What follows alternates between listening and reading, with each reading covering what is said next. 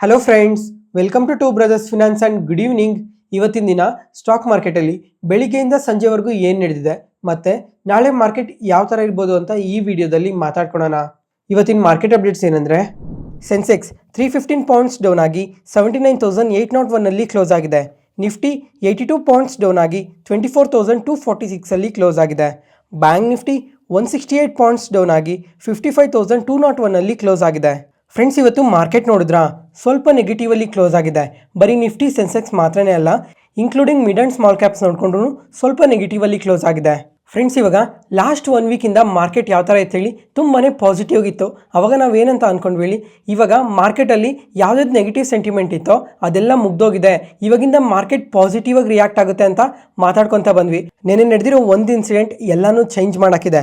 ಆ ಇನ್ಸಿಡೆಂಟ್ ಏನು ಅಂತ ಅಂದ್ರೆ ಪಹಲ್ಗಮ್ ಟೆರರಿಸ್ಟ್ ಅಟ್ಯಾಕ್. ಇದರಿಂದನೇ ಇವತ್ತು ನಮ್ಮ ಮಾರ್ಕೆಟ್ ಈ ತರ ಸ್ವಲ್ಪ ನೆಗೆಟಿವ್ ಆಗಿ ರಿಯಾಕ್ಟ್ ಆಗಿರೋದು. ಅದಾದ್ಮೇಲೆ ನಿನ್ನೆ ಈ ಅಟ್ಯಾಕ್ ನಡೆದ್ಮೇಲೆ ಪ್ರೈಮ್ ಮಿನಿಸ್ಟರ್ ಆದ ನರೇಂದ್ರ ಮೋದಿ ಅವರು ಸೌದಿ ಅರೇಬಿಯಾದಲ್ಲಿದ್ರು. ಅಲ್ಲಿಂದ ಈ ಅಟ್ಯಾಕ್ ಯಾವಾಗ ನಡೆದಿದೆ ಅಂತ ನ್ಯೂಸ್ ಅಪ್ಡೇಟ್ ಆಯ್ತೋ ಅವಾಗೇನೆ ಸಡನ್ ಆಗಿ ಇಂಡಿಯಾಗೆ ವಾಪಸ್ ಬಂದಿದ್ದಾರೆ.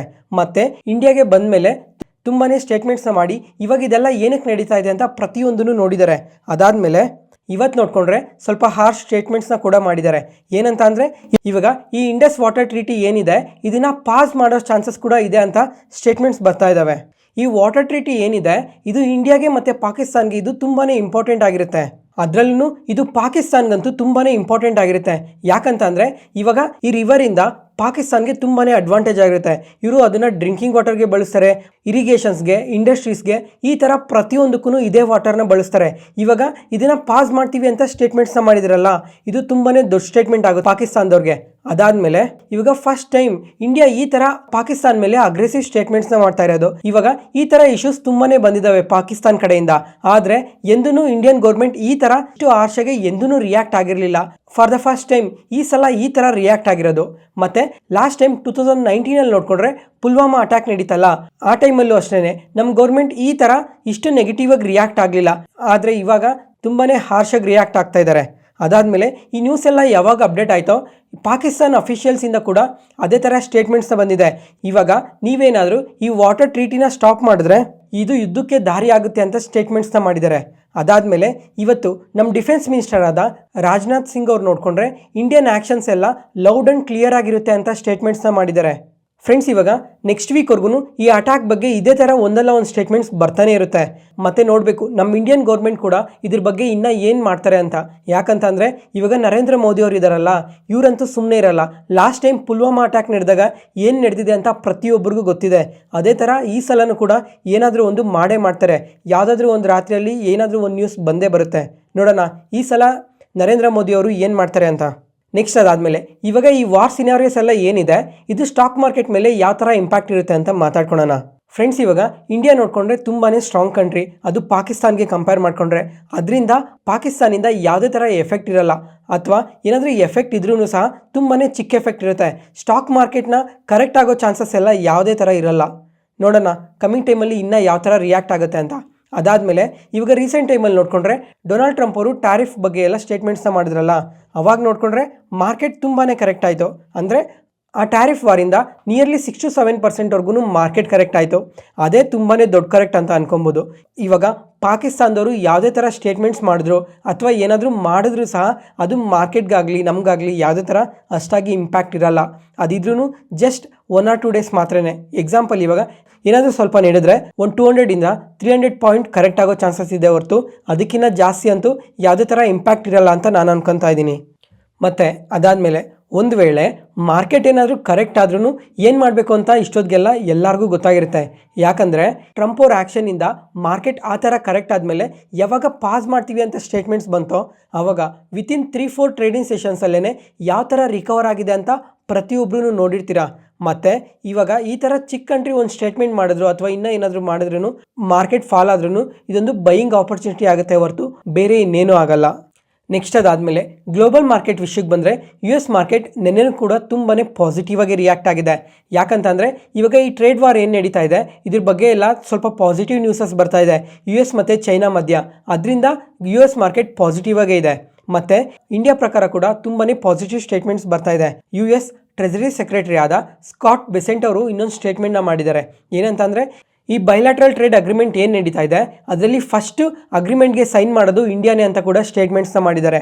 ಅದರಿಂದ ಈ ಟ್ಯಾರಿಫ್ ರಿಲೇಟೆಡ್ ಆಗು ಕೂಡ ಯಾವುದೇ ಥರ ಟೆನ್ಷನ್ಸ್ ಕೂಡ ಇಲ್ಲ. ಇನ್ನು ನಮ್ಮ ಮಾರ್ಕೆಟಲ್ಲಿ ನೋಡಿಕೊಂಡ್ರೆ ತುಂಬಾ ಪಾಸಿಟಿವ್ ಅಪ್ಡೇಟ್ಸೇ ಬರ್ತಾ ಇದ್ದಾವೆ. ಇವಾಗ ರಿಸಲ್ಟ್ಸ್ ಪಾಸಿಟಿವ್ ಆಗಿದೆ. ರೀಸೆಂಟಾಗಿ RBI ರೇಟ್ ಕಟ್ ಮಾಡಿದೆ ಮತ್ತೆ ಲಿಕ್ವಿಡಿಟಿ ಬೂಸ್ಟ್ನ ಮಾಡ್ತಾ ಇದೆ. ನಮ್ಮ ಮಾರ್ಕೆಟ್ ಪ್ರಕಾರ ತುಂಬಾನೇ ಪಾಸಿಟಿವ್ ಅಟ್ಮಾಸ್ಫಿಯರ್ ಇದೆ. ಅದರಿಂದ ನಮ್ಮ ಮಾರ್ಕೆಟಲ್ಲಿ ಯಾವುದೇ ಥರ ಟೆನ್ಷನ್ಸ್ ಇಲ್ಲ. ನೋಡೋಣ ಕಮಿಂಗ್ ಟೈಮಲ್ಲಿ ಮಾರ್ಕೆಟಲ್ಲಿ ಇನ್ನೂ ಏನೇನು ನ್ಯೂಸಸ್ ಅಪ್ಡೇಟ್ ಆಗ್ತವೆ ಅಂತ. ಈ ಥರ ಕಾಂಪ್ಲಿಕೇಟೆಡ್ ಇನ್ಫಾರ್ಮೇಷನ್ ಎಲ್ಲ ಸಿಂಪ್ಲಿಫೈ ಮಾಡಿ ನಿಮ್ಮ ಮುಂದೆ ತರ್ತಾ ಇದೀವಲ್ಲ. ಯಾವುದೇ ಪಾಯಿಂಟಲ್ಲಿ ನಾನು ಹೇಳೋ ಇನ್ಫಾರ್ಮೇಷನ್ ನಿಮಗೆ ಯೂಸ್ಫುಲ್ ಅನಿಸಿದ್ರೆ ಈ ವಿಡಿಯೋನ ಲೈಕ್ ಮಾಡಿ. ಮತ್ತು ನಿಮ್ಮ ಫ್ರೆಂಡ್ಸಲ್ಲಿ ಯಾರಿಗಾದ್ರೂ ಸ್ಟಾಕ್ ಮಾರ್ಕೆಟ್ ಬಗ್ಗೆ ಇಂಟ್ರೆಸ್ಟ್ ಇರೋರಿಗೆ ಈ ವಿಡಿಯೋಸ್ನ ಶೇರ್ ಮಾಡಿ. Next market key updates. First ಇವಾಗ ದೇವಯಾನಿ ಇಂಟರ್ನ್ಯಾಷನಲ್ ಕಂಪನಿ ಬಗ್ಗೆ ಮಾತಾಡ್ಕೊಳ್ಳೋಣ. ಈ ಕಂಪನಿ ನೋಡಿಕೊಂಡ್ರೆ ಇವತ್ತು ಇಂಟ್ರಾಡೇ ಸೆಷನಲ್ಲಿ ನಿಯರ್ಲಿ 2% ಪಾಸಿಟಿವ್ ಆಗಿ ರಿಯಾಕ್ಟ್ ಆಗಿದೆ. ಇವತ್ತು ಈ ಕಂಪನಿಯಿಂದ ಒಂದು ಇಂಟ್ರೆಸ್ಟಿಂಗ್ ಅಪ್ಡೇಟ್ ಇದೆ, ಅದ್ರ ಬಗ್ಗೆ ಮಾತಾಡ್ಕೊಳ್ಳೋಣ. ಏನಂತ ಅಂದರೆ ಸ್ಕೈಗೇಟ್ ಹಾಸ್ಪಿಟಾಲಿಟಿಯಲ್ಲಿ 80% ಸ್ಟೇಕ್ನ ಅಕ್ವೈರ್ ಮಾಡ್ತೀವಿ ಅಂತ ಅಪ್ಡೇಟ್ ಮಾಡಿದ್ದಾರೆ. ಮತ್ತು ಈ ಅಕ್ವಿಸಿಷನ್ ವ್ಯಾಲ್ಯೂ ನೋಡಿಕೊಂಡ್ರೆ 419 crores ಅಂತ ಹೇಳಿದ್ದಾರೆ. ಮತ್ತು ಈ ಸ್ಕೈಗೇಟ್ ಅಂಡರಲ್ಲಿ ನೋಡಿಕೊಂಡ್ರೆ ಬಿರಿಯಾನಿ ಬೈ ಕಿಲೋ, ಗೋಯಿಲಾ butter chicken, Bhojan, Gateway, crazy kebab ಈ ಥರ ತುಂಬಾ ದೊಡ್ಡ ಬ್ರ್ಯಾಂಡ್ಸ್ ಎಲ್ಲ ಇದ್ರ ಅಂಡರಲ್ಲಿ ಬರುತ್ತೆ.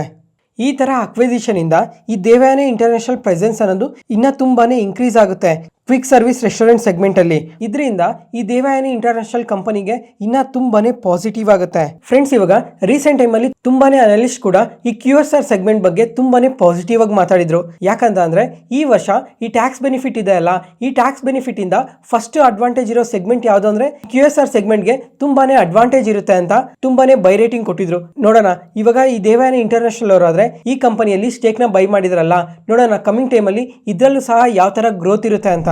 ನೆಕ್ಸ್ಟ್ ಅದಾದಮೇಲೆ ವಾರೆ ಎನರ್ಜೀಸ್. ಈ ಕಂಪನಿ ಬಗ್ಗೆ ಲಾಸ್ಟ್ 2 ಮಾರ್ಕೆಟ್ ನ್ಯೂಸಲ್ಲೂ ಮಾತಾಡ್ಕೊಂಡೇ ಬಂದ್ವಿ. ಮತ್ತು ಇವತ್ತು ನೋಡಿಕೊಂಡ್ರೆ ಜೆಫ್ರೀಸ್ ಅವರು ಈ ಕಂಪನಿ ಬಗ್ಗೆ ಸ್ವಲ್ಪ ನೆಗೆಟಿವ್ ಸ್ಟೇಟ್ಮೆಂಟ್ಸ್ನ ಮಾಡಿದ್ದಾರೆ. ಅದರಿಂದನೇ ಇವತ್ತು ಸ್ವಲ್ಪ ಸೆಲ್ಲಿಂಗ್ ಪ್ರೆಷರಿಂದ ನಿಯರ್ಲಿ 5% ನೆಗೆಟಿವ್ ಆಗಿ ರಿಯಾಕ್ಟ್ ಆಗಿರೋದು. ಇವಾಗ ಜೆಫ್ರೀಸ್ ಅವರು ಏನು ಹೇಳ್ತಾ ಇದ್ದಾರೆ ಅಂದರೆ ಸ್ಟಾಕ್ ಆಲ್ರೆಡಿ ನೋಡಿಕೊಂಡ್ರೆ ಲಾಸ್ಟ್ 2-3 ಡೇಸಿಂದ 25% ರ್ಯಾಲಿ ಆಗಿದೆ.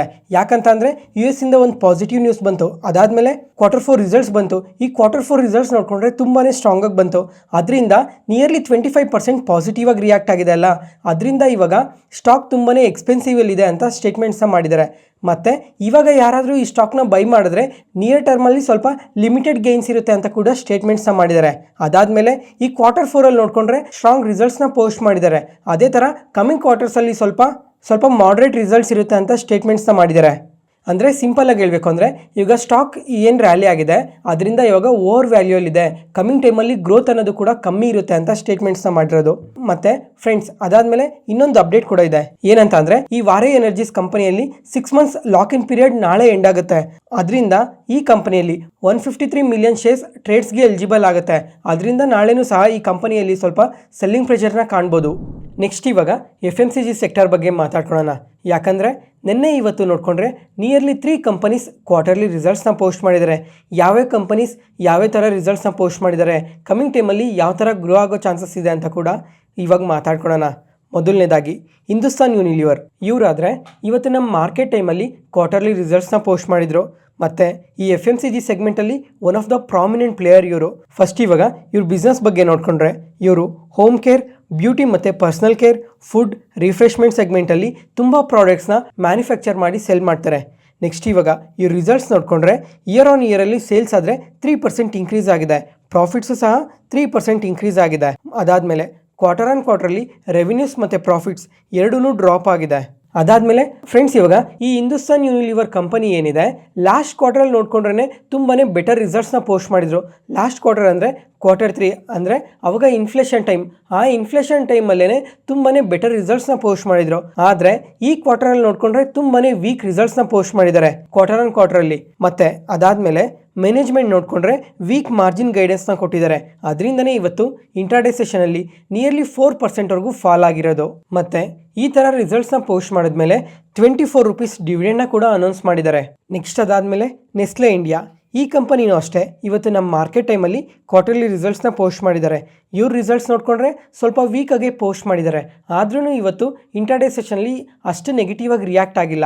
ಯಾಕಂತ ಅಂದರೆ ಅನಲಿಸ್ಟ್ ಎಸ್ಟಿಮೇಷನ್ಸ್ಗೆ ತಕ್ಕನಾಗೆ ರಿಸಲ್ಟ್ಸ್ನ ಪೋಸ್ಟ್ ಮಾಡಿದರೆ ಅಂತ ಇವತ್ತು ಅಷ್ಟು ನೆಗೆಟಿವ್ ಆಗಿ ರಿಯಾಕ್ಟ್ ಆಗಿಲ್ಲ. ಮತ್ತು ಇವಾಗ ಇವ್ರ ಬಿಸ್ನೆಸ್ ಬಗ್ಗೆ ನೋಡಿಕೊಂಡ್ರೆ ಇವರು ತುಂಬ ಪ್ರಾಡಕ್ಟ್ಸ್ನ ಮ್ಯಾನುಫ್ಯಾಕ್ಚರ್ ಮಾಡಿ ಸೆಲ್ ಮಾಡ್ತಾರೆ. ಯಾವ್ಯಾವ ಪ್ರಾಡಕ್ಟ್ಸ್ನ ಅಂತ ನೋಡಿಕೊಂಡ್ರೆ dairy products, milk powder, baby nutrition food, ಮತ್ತು ಮ್ಯಾಗಿ ಮಸಾಲ. ಇನ್ನು ಚಾಕ್ಲೇಟ್ಸಲ್ಲಿ ನೋಡಿಕೊಂಡ್ರೆ kit cat, Munch, Milky bar ಮತ್ತು ಬೇವರೇಜಸ್ನು ಕೂಡ ಸೆಲ್ ಮಾಡ್ತಾರೆ. ಈ ಥರ ತುಂಬ ಪ್ರಾಡಕ್ಟ್ಸ್ನ ಸೆಲ್ ಮಾಡಿದ್ರು ಇವ್ರ ರಿಸಲ್ಟ್ಸ್ ನೋಡಿಕೊಂಡ್ರೆ ಸ್ವಲ್ಪ ವೀಕಾಗೆ ಪೋಸ್ಟ್ ಮಾಡಿದ್ದಾರೆ. ಇವಾಗ ಇವ್ರ ರಿಸಲ್ಟ್ಸ್ ನೋಡಿಕೊಂಡ್ರೆ ಇಯರ್ ಆನ್ ಇಯರಲ್ಲಿ ಸೇಲ್ಸ್ ಆದರೆ 4% ಇನ್ಕ್ರೀಸ್ ಆಗಿದೆ, ಪ್ರಾಫಿಟ್ಸ್ ಆದರೆ 6% ಫಾಲ್ ಆಗಿದೆ. ಮತ್ತು ಕ್ವಾರ್ಟರಲ್ಲಿ ನೋಡಿಕೊಂಡ್ರೆ ರೆವಿನ್ಯೂಸ್ ಮತ್ತು ಪ್ರಾಫಿಟ್ಸಲ್ಲಿ ಸ್ವಲ್ಪ ಇಂಪ್ರೂವ್ಮೆಂಟ್ ಕಾಣ್ತಾ ಇದೆ. ಮತ್ತು ಈ ಥರ ರಿಸಲ್ಟ್ಸ್ನ ಪೋಸ್ಟ್ ಮಾಡಿದ್ಮೇಲೆ ₹10 ಡಿವಿಡೆಂಡ್ನ ಕೂಡ ಅನೌನ್ಸ್ ಮಾಡಿದ್ದಾರೆ. ನೋಡೋಣ ಕಮ್ಮಿಂಗ್ ಟೈಮಲ್ಲಿ ಇವ್ರನ್ನ ಯಾವ ಥರ ಗ್ರೋ ಆಗ್ತಾರೆ ಅಂತ. ಅದಾದಮೇಲೆ ಟಾಟಾ ಕನ್ಸ್ಯೂಮರ್ಸ್, ಇವರು ಅಷ್ಟೇ ತುಂಬ ಪ್ರಾಡಕ್ಟ್ಸ್ನ ಸೆಲ್ ಮಾಡ್ತಾರೆ. ಒಂದ್ಸಲ ಇಮೇಜ್ನ ನೋಡಿ, ಈ ಥರ ಇಷ್ಟು ಪ್ರಾಡಕ್ಟ್ಸ್ನ ಡೇ ಟು ಡೇ ಲೈಫಲ್ಲಿ ನಾವು ಏನೇನು ಬಳಸ್ತೀವೋ ಆ ಪ್ರಾಡಕ್ಟ್ಸ್ನೆಲ್ಲನೂ ಸೆಲ್ ಮಾಡ್ತಾರೆ. ಇವ್ರ ರಿಸಲ್ಟ್ಸ್ ನೋಡಿಕೊಂಡ್ರೆ ಇಯರ್ ಆನ್ ಇಯರಲ್ಲಿ ಸೇಲ್ಸ್ ಆದರೆ 17% ಇನ್ಕ್ರೀಸ್ ಆಗಿದೆ, ಪ್ರಾಫಿಟ್ಸ್ ಆದರೆ 9% ಇನ್ಕ್ರೀಸ್ ಆಗಿದೆ. ಕ್ವಾರ್ಟರಲ್ಲಿ ನೋಡಿಕೊಂಡ್ರು ಬೆಟರ್ ರಿಸಲ್ಟ್ಸ್ನ ಪೋಸ್ಟ್ ಮಾಡಿದ್ದಾರೆ. ಆದ್ರೂ ಇವತ್ತು ಜಸ್ಟ್ ನಿಯರ್ಲಿ 1%ವರೆಗೂ ಮಾತ್ರನೇ ಪಾಸಿಟಿವ್ ಆಗಿ ರಿಯಾಕ್ಟ್ ಆಗಿರೋದು. ನೆಕ್ಸ್ಟ್ ಅದಾದಮೇಲೆ ಫ್ರೆಂಡ್ಸ್, ಇವಾಗ ನೀವು ಯಾರಾದರೂ ಈ FMCG ಸ್ಟಾಕ್ಸಲ್ಲಿ ಇನ್ವೆಸ್ಟ್ ಮಾಡಿದರೆ ಈ ಎಕ್ಸ್ಪ್ಲನೇಷನ್ನ ಪ್ರಾಪರಾಗಿ ಕೇಳಿಸ್ಕೊಳ್ಳಿ. ಇವಾಗ ಈ FMCG ಕಂಪನೀಸ್ ಏನಿದ್ದಾವೆ ನಮ್ಮ ಇಂಡಿಯಾದಲ್ಲಿ ಏನಾದರೂ ಇನ್ಫ್ಲೇಷನ್ ಜಾಸ್ತಿ ಆಯಿತು ಅಂದರೆ ಆ ಟೈಮಲ್ಲಿ ತುಂಬಾ ಕರೆಕ್ಟ್ ಆಗ್ತವೆ. ಮತ್ತು ಇನ್ಫ್ಲೇಷನ್ ಏನಾದರೂ ಕಮ್ಮಿ ಆಯಿತು ಅಂದರೆ ಅವಾಗೇನು ಮತ್ತೆ ರಿವರ್ಸ್ ಆಗಿ ಬೆಳೆದೋಗಲ್ಲ, ಜಸ್ಟ್ ಮಾಡ್ರೇಟ್ ಪಾಸಿಟಿವ್ ಆಗಿರುತ್ತೆ ಅಷ್ಟೇ. ಅದಾದಮೇಲೆ ಈ FMCG ಸೆಕ್ಟರ್ ಏನಿದೆ ನಮ್ಮ ಇಂಡಿಯಾದಲ್ಲಿ ಇದು ಕಂಪ್ಲೀಟ್ಲಿ ಅನ್ಆರ್ಗನೈಸ್ ಸೆಕ್ಟರ್ ಅಂತಲೇ ಹೇಳ್ತೀನಿ. ಯಾಕಂದರೆ ಇವಾಗ ಈ ಕಂಪನೀಸ್ ಏನಿದ್ದಾವೆ, ಈ ಕಂಪನಿ ಮ್ಯಾನುಫ್ಯಾಕ್ಚರ್ ಮಾಡೋ ಪ್ರಾಡಕ್ಟ್ಸ್ನೆಲ್ಲ ನಾವು ಡೇ ಟು ಡೇ ಲೈಫಲ್ಲಿ ಬಳಸ್ತೀವಿ. ಬರೀ ಈ 3 ಕಂಪನಿನೇ ಅಂತಲೇ ಅಲ್ಲ, ಇನ್ನು ಮಿಕ್ಕಿರೋ FMCG ಕಂಪನೀಸ್ ಯಾವ್ಯಾವ ಇದ್ದಾವೆ ಅವನ್ನೆಲ್ಲ ಇನ್ಕ್ಲೂಡ್ ಮಾಡಿದ್ರು ಸಹ ಆ ಪ್ರಾಡಕ್ಟ್ಸ್ ಇವ್ರೇನು ಮ್ಯಾನುಫ್ಯಾಕ್ಚರ್ ಮಾಡ್ತಾರೆ ಅವನ್ನ ನಾವು ಪ್ರತಿನಿತ್ಯ ಬಳಸ್ತಾನೆ ಇರ್ತೀವಿ. ಆದ್ರೂ ಸಹ ಈ ಕಂಪನೀಸಲ್ಲಿ ಆ ಥರ ಬೆಟರ್ ಗ್ರೋತ್ ಇರಲ್ಲ. ಯಾಕಂತಂದರೆ ನಮ್ಮ ಇಂಡಿಯಾ ಏನಿದೆ ಇದು ಕಂಪ್ಲೀಟ್ಲಿ ಅನ್ಆರ್ಗನೈಸ್ ಸೆಕ್ಟರ್. ಮತ್ತು ಈ ಆನ್ಲೈನ್ ಮಾರ್ಕೆಟ್ ಕೂಡ ಇನ್ಕ್ರೀಸ್ ಆಗ್ತಾ ಇದೆ. ಅದಾದಮೇಲೆ ಈ ಹೋಮ್ ಗ್ರೋನ್ ಬ್ರ್ಯಾಂಡ್ಸ್ ಕೂಡ ಇನ್ಕ್ರೀಸ್ ಆಗ್ತಾ ಇದ್ದಾವೆ. ಅದಕ್ಕೋಸ್ಕರ ಪ್ರತಿಯೊಬ್ಬರು ಜನ ಯಾವ ಥರ ಯೋಚನೆ ಮಾಡ್ತಾರೆ ಅಂದರೆ ಯಾವುದಾದ್ರೂ ಪ್ರಾಡಕ್ಟ್ ಆರ್ಗಾನಿಕ್ ಆಗಿ ಮಾಡ್ತಾ ಇದ್ದೀವಿ, ಅದಾದಮೇಲೆ ಬೆಟರ್ ಕ್ವಾಲಿಟಿಯಲ್ಲಿ ಡಿಸ್ಕೌಂಟ್ ಪ್ರೈಸಲ್ಲಿ ಎಲ್ಲಿ ಸಿಗ್ತಾ ಇದ್ದಾವೆ ಆ ಪ್ರಾಡಕ್ಟ್ಸ್ಗೆ ಈಸಿಯಾಗಿ ಚೇಂಜ್ ಆಗ್ತಾ ಇದ್ದಾರೆ ಹೊರತು ಬ್ರ್ಯಾಂಡ್ ವ್ಯಾಲ್ಯೂಯಿಂದ ಅಥವಾ ಬ್ರ್ಯಾಂಡ್ ವ್ಯಾಲ್ಯೂಗೋಸ್ಕರ ಯಾವುದೇ ಪ್ರಾಡಕ್ಟ್ನ ಬೈ ಮಾಡ್ತಿಲ್ಲ. ಯಾವುದಾದ್ರೂ ಒಂದು ಪ್ರಾಡಕ್ಟ್ ಡಿಸ್ಕೌಂಟಲ್ಲಿ ಸಿಗ್ತಾ ಇದೆ ಅಂತಂದರೆ ಆ ಪ್ರಾಡಕ್ಟ್ನ ಈಸಿಯಾಗಿ ಬೈ ಮಾಡೋಕ್ಕೆ ನೋಡ್ತಾರೆ.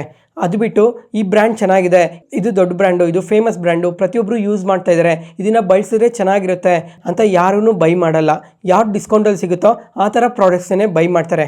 ಅದಾದಮೇಲೆ ಇವಾಗ ಈ ಸೂಪರ್ ಮಾರ್ಟ್ಸ್ ಏನಿದ್ದಾವೆ, ಈ ಸೂಪರ್ ಮಾರ್ಟ್ಸಲ್ಲಿ ನೋಡಿಕೊಂಡ್ರು ಈ ಫೇಮಸ್ ಬ್ರ್ಯಾಂಡ್ಸ್ ಪ್ರಾಡಕ್ಟ್ಸು ಇರ್ತವೆ, ಅದ್ರ ಜೊತೆಗೆ ಅವ್ರದ್ದೇ ಓನ್ ಬ್ರ್ಯಾಂಡ್ಸ್ ಕೂಡ ಇರ್ತವೆ. ಎಕ್ಸಾಂಪಲ್ ಇವಾಗ ನಾವು ಡಿಮಾರ್ಟಲ್ಲಿ ನೋಡಿದಾಗ ಈ ದೊಡ್ಡ ದೊಡ್ಡ ಕಂಪನೀಸ್ ಎಲ್ಲ ಏನೇನು ಪ್ರಾಡಕ್ಟ್ಸ್ನ ಮ್ಯಾನುಫ್ಯಾಕ್ಚರ್ ಮಾಡ್ತಾರೆ ಅದೇ ಥರ ಸೀಕ್ವಲ್ ಪ್ರಾಡಕ್ಟ್ಸ್ ಕೂಡ ಇದ್ದೇ ಇರ್ತವೆ. ಅದ್ರ ಜೊತೆಗೆ ಎಕ್ಸಾಂಪಲ್ ಇವಾಗ ಈ ದೊಡ್ಡ ಕಂಪನೀಸ್ ಎಲ್ಲ ₹100 ಪ್ರೈಸ್ ಏನಾದರೂ ಆ ಪ್ರಾಡಕ್ಟ್ಗೆ ಕೋಟ್ ಮಾಡಿದರೆ ಈ ಸೂಪರ್ ಮಾರ್ಟ್ ಬ್ರ್ಯಾಂಡ್ಸ್ ಏನು ಮಾಡ್ತವೆ ಅಂದರೆ ಜಸ್ಟ್ ₹80ಗೋ ₹60ಗೋ ಆ ಪ್ರಾಡಕ್ಟ್ಸ್ನ ತಂದಿರ್ತಾರೆ. ಆದರೆ ನೋಡೋದಕ್ಕೆ ಸೇಮ್ ಕ್ವಾಲಿಟಿ ಎಲ್ಲ ಸೇಮ್ ಆಗೇ ಇರುತ್ತೆ. ನಮ್ಮ ಇಂಡಿಯಾದಲ್ಲಿ ಪ್ರತಿಯೊಬ್ಬರು ನಾವು ಯಾವ ಥರ ಯೋಚನೆ ಮಾಡ್ತೀವಿ ಅಂದರೆ ಡಿಸ್ಕೌಂಟಲ್ಲಿ ಯಾವ ಪ್ರಾಡಕ್ಟ್ ಸಿಗ್ತಾವೋ ಆ ಪ್ರಾಡಕ್ಟ್ಸ್ನ ಬೈ ಮಾಡೋಕ್ಕೆ ನೋಡ್ತೀವಿ. ಬರೀ ಡಿಮಾರ್ಟ್ ಮಾತ್ರನೇ ಅಲ್ಲ, ಇವಾಗ ರಿಲಯನ್ಸ್ ಮಾರ್ಟ್ ಕೂಡ ಇದೆ ಅಲ್ಲ, ಆ ರಿಲಯನ್ಸ್ ಮಾರ್ಟಲ್ಲೂ ಅಷ್ಟೇ ಅವ್ರದ್ದೇ ಆದಂಥ ಓನ್ ಬ್ರ್ಯಾಂಡ್ಸ್ ಇದ್ದಾವೆ. ಅದರಂಡರಲ್ಲಿ ಸ್ವಲ್ಪ ಡಿಸ್ಕೌಂಟೆಡ್ ಪ್ರೈಸಲ್ಲಿ ಪ್ರಾಡಕ್ಟ್ಸ್ನ ತರ್ತಾರೆ. ಅದರಿಂದ ಈ FMCG ಕಂಪನೀಸ್ಗೆಲ್ಲ ಸ್ವಲ್ಪ ಎಫೆಕ್ಟ್ ಆಗೋ ಚಾನ್ಸಸ್ ತುಂಬಾ ಜಾಸ್ತಿ ಇದೆ. ಇದೊಂದು ಎಫೆಕ್ಟ್ ಆದರೆ ಇವಾಗ ಆನ್ಲೈನ್ ಮಾರ್ಕೆಟ್ ಏನಿದೆ ಇದು ತುಂಬಾ ಫಾಸ್ಟಾಗಿ ಗ್ರೋ ಆಗ್ತಾ ಇದೆ. ಈ FMCG ಸೆಕ್ಟರಲ್ಲಿ ಪ್ರತಿಯೊಬ್ಬರೂ ಈ ಕೋವಿಡ್ ಆದಮೇಲೆ ಪ್ರತಿಯೊಬ್ಬರು ಅವ್ರ ಓನ್ ಬಿಸ್ನೆಸ್ನ ಸ್ಟಾರ್ಟ್ ಮಾಡಿ ತುಂಬ ಪ್ರಾಡಕ್ಟ್ಸ್ನ ಸೆಲ್ ಮಾಡ್ತಾ ಇದ್ದಾರೆ. ಅದರಿಂದ ಸಹ ಈ FMCG ಕಂಪನೀಸ್ಗೆ ಎಫೆಕ್ಟ್ ಆಗ್ತಾ ಇದೆ. ಅದ್ರ ಜೊತೆಗೆ ಇವಾಗ ಈ ರಾ ಮೆಟೀರಿಯಲ್ ಕಾಸ್ಟ್ ಏನಿದೆ, ಈ ರಾ ಮೆಟೀರಿಯಲ್ ಕಾಸ್ಟ್ ಅನ್ನೋದು ಕಂಟಿನ್ಯೂಸ್ ಆಗಿ ಇನ್ಕ್ರೀಸ್ ಆಗ್ತಾನೆ ಇದೆ. ಅದರಿಂದ ಕೂಡ ಇವ್ರ ಪ್ರಾಫಿಟಬಿಲಿಟಿ ಮೇಲೆ ತುಂಬಾ ಎಫೆಕ್ಟ್ ಆಗ್ತಾ ಇದೆ. ಈ ಎಲ್ಲ ರೀಸನ್ಸಿಂದನೇ FMCGಯಲ್ಲಿ ಅಷ್ಟು ಗ್ರೋತ್ ಇಲ್ಲ. ಮತ್ತು ಲಾಸ್ಟ್ 1 ಇಯರ್ ನೋಡಿಕೊಂಡ್ರೆ ಜಸ್ಟ್ 5% ಮಾತ್ರನೇ ಪಾಸಿಟಿವ್ ಆಗಿ ರಿಯಾಕ್ಟ್ ಆಗಿರೋದು ಈ FMCG ಇಂಡೆಕ್ಸ್. ಮತ್ತು 3 ಇಯರ್ಸಿಗೆ ನೋಡಿಕೊಂಡ್ರೆ ಜಸ್ಟ್ 50% ಮಾತ್ರನೇ ಪಾಸಿಟಿವ್ ಆಗಿ ರಿಯಾಕ್ಟ್ ಆಗಿರೋದು. ಮತ್ತು ಫ್ರೆಂಡ್ಸ್, ಇವಾಗ ಮಾರ್ಕೆಟ್ ಯಾವಾಗ ತುಂಬಾ ಪಾಸಿಟಿವ್ ಆಗಿರುತ್ತೋ ಅವಾಗ ಕೂಡ ಸ್ವಲ್ಪ ಪಾಸಿಟಿವ್ ಆಗಿ ರಿಯಾಕ್ಟ್ ಆಗುತ್ತೆ. ಮತ್ತು ಮಾರ್ಕೆಟ್ ಯಾವಾಗ ಕರೆಕ್ಟ್ ಆಗ್ತಾ ಬರ್ತದೋ ಅವಾಗ ಈ ಕಂಪನೀಸ್ ಎಲ್ಲ ತುಂಬಾ ಕರೆಕ್ಟ್ ಆಗ್ತವೆ. ನೋಡೋಣ ಕಮಿಂಗ್ ಟೈಮಲ್ಲಿ FMCG ಯಾವ ಥರ ಗ್ರೋ ಆಗುತ್ತೆ ಅಂತ. ನನ್ನ ಪ್ರಕಾರ ಈ FMCG ಸೆಕ್ಟರಲ್ಲಿ ಕಾಂಪಿಟೇಷನ್ ಅನ್ನೋದು ತುಂಬಾ ಇನ್ಕ್ರೀಸ್ ಆಗ್ತಾ ಇದೆ. ಅದರಿಂದ ಸ್ವಲ್ಪ ಗ್ರೋತ್ ಅನ್ನೋದು ಕಮ್ಮಿ ಇರೋ ಚಾನ್ಸಸ್ ಕೂಡ ಇದೆ. ನೋಡೋಣ ಕಮಿಂಗ್ ಟೈಮಲ್ಲಿ ಯಾವ ಥರ ಗ್ರೋ ಆಗುತ್ತೆ ಅಂತ. ನೆಕ್ಸ್ಟ್ ಅದಾದಮೇಲೆ ಫ್ರೆಂಡ್ಸ್, ಇವಾಗ ಇವತ್ತಿನ ಮಾರ್ಕೆಟಲ್ಲಿ ನೋಡಿಕೊಂಡ್ರೆ ತುಂಬಾ ಕಂಪನೀಸ್ ಕ್ವಾರ್ಟರ್ಲಿ ರಿಸಲ್ಟ್ಸ್ನ ಪೋಸ್ಟ್ ಮಾಡಿದ್ದಾರೆ. ಅದಕ್ಕೋಸ್ಕರ ಪ್ರತಿಯೊಂದು ಕಂಪನಿದೂ ಎಕ್ಸ್ಪ್ಲೇನ್ ಮಾಡೋಕ್ಕಾಗಲ್ಲ, ಜಸ್ಟ್ ಚಿಕ್ಕದಾಗೆ ಹೈಲೈಟ್ ಮಾಡ್ತಾ ಹೋಗ್ತೀನಿ ಯಾವ್ಯಾವ ಕಂಪನೀಸ್ ಯಾವ ಥರ ರಿಸಲ್ಟ್ಸ್ನ ಪೋಸ್ಟ್ ಮಾಡಿದ್ದಾರೆ ಮತ್ತು ಈ ರಿಸಲ್ಟ್ಸ್ ಟೈಮಲ್ಲಿ ಇನ್ನೂ ಏನಾದರೂ ಹೊಸದಾಗಿ ಅಪ್ಡೇಟ್ ಮಾಡಿದಾರಾ ಅಂತ ಜಸ್ಟ್ ಹೈಲೈಟ್ ಮಾಡ್ತಾ ಹೋಗ್ತೀನಿ. ನೆಕ್ಸ್ಟ್ ಅದಾದಮೇಲೆ LTI Mindtree ಈ ಕಂಪನಿನೂ ಅಷ್ಟೇ ಕ್ವಾರ್ಟರ್ಲಿ ರಿಸಲ್ಟ್ಸ್ನ ಪೋಸ್ಟ್ ಮಾಡಿದ್ದಾರೆ. ಇವ್ರ ರಿಸಲ್ಟ್ಸ್ ನೋಡಿಕೊಂಡ್ರೆ ಇಯರ್ ಆನ್ ಇಯರಲ್ಲಿ ರೆವೆನ್ಯೂಸ್ ಆದರೆ 10% ಇನ್ಕ್ರೀಸ್ ಆಗಿದೆ, ಪ್ರಾಫಿಟ್ಸ್ ಆದರೆ 3% ಇನ್ಕ್ರೀಸ್ ಆಗಿದೆ ಮತ್ತು ಕ್ವಾರ್ಟರ್ ಆನ್ ಕ್ವಾರ್ಟ್ರಲ್ಲಿ ನೋಡಿಕೊಂಡ್ರೂ ಬೆಟರ್ ರಿಸಲ್ಟ್ಸ್ನ ಪೋಸ್ಟ್ ಮಾಡಿದ್ದಾರೆ ಮತ್ತು ಅನಲಿಸ್ಟ್ ಎಸ್ಟಿಮೇಷನ್ಸ್ಗೆ ಇನ್ಲೈನ್ ಇರೋದ್ರಿಂದ ಅಷ್ಟು ನೆಗೆಟಿವ್ ಆಗಿ ರಿಯಾಕ್ಟ್ ಆಗಿಲ್ಲ. ಅದಾದಮೇಲೆ ಈ ರಿಸಲ್ಟ್ಸ್ ನೋಡಿಕೊಂಡ್ರೆ ಸ್ಟಡಿಯಾಗಿ ಗ್ರೋ ಆಗ್ತಾ ಇದ್ದಾರೆ, ಅದರಿಂದನೂ ಸಹ ಇವತ್ತು ಅಷ್ಟು ನೆಗೆಟಿವ್ ಆಗಿ ರಿಯಾಕ್ಟ್ ಆಗಿಲ್ಲ ಮತ್ತು ತುಂಬಾ ಅನಲಿಸ್ಟ್ ಇವ್ರು ಟಾರ್ಗೆಟ್ ಪ್ರೈಸ್ನ ಕಟ್ ಮಾಡಿದ್ದಾರೆ. ಇವಾಗ ಮೋತಿಲಾಲ್ ಅವ್ರು ನೋಡಿಕೊಂಡ್ರೆ ಬೈ ರೇಟಿಂಗ್ಗೆ ಕೊಟ್ಟು ಟಾರ್ಗೆಟ್ ಪ್ರೈಸ್ನ ಕಟ್ ಮಾಡಿದ್ದಾರೆ 5150 ರುಪೀಸ್ ಪರ್ ಶೇರ್ ಆಗಿ.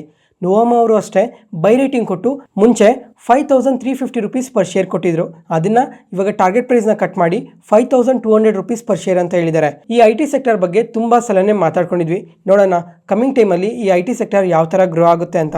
ಇವತ್ತಿಗೆ ಅಪ್ಡೇಟ್ಸ್ ಮುಗೀತು. ಈ ವಿಡಿಯೋ ಇಷ್ಟ ಆದರೆ ಲೈಕ್ ಮಾಡಿ, ಶೇರ್ ಮಾಡಿ, ಸಬ್ಸ್ಕ್ರೈಬ್ ಆಗಿ. ಮತ್ತೆ ನಾಳೆ ಹೊಸ ಸ್ಟಾಕ್ ಮಾರ್ಕೆಟ್ ನ್ಯೂಸ್ ಅನಾಲಿಸಿಸ್ ವಿಡಿಯೋಲಿ ಸಿಗೋಣ. ನಾನು ಹೇಳಿದ ಇನ್ಫಾರ್ಮೇಷನಲ್ಲಿ ಯಾವುದೇ ಥರ ಡೌಟ್ ಇದ್ದರೂ ಕಮೆಂಟ್ ಸೆಷನಲ್ಲಿ ಕಮೆಂಟ್ ಮಾಡಿ, ಪ್ರತಿಯೊಂದು ಕಮೆಂಟ್ಗೂ ರಿಪ್ಲೈ ಕೊಡ್ತೀನಿ. Thank you.